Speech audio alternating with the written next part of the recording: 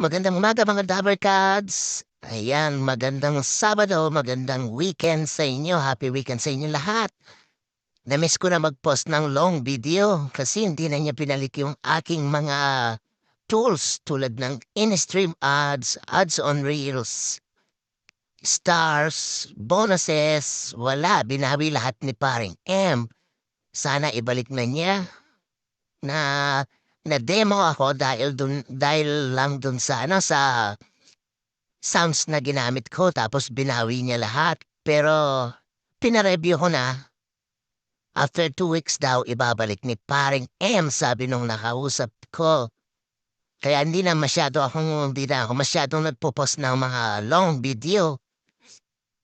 Pero tuloy-tuloy lang ang aking pagpo-post kasi ito ang ating libangan.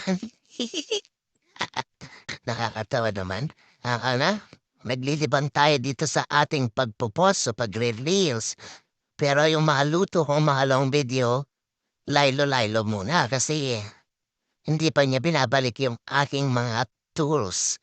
Pero pag binalik na niya yun, magpo-post daw ulit ako ng mga luto-luto ng mga long video natin. Di ba Dabarkads, ayan gumawa nga pala ako ng cheese platter para sa party-party.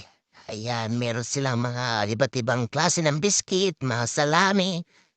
Naglagay din ako ng mga olives dyan, mga strawberry, mga dipping, kung ano-ano pa.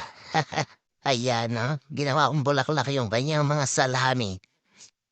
Magandang araw mga Dabadads!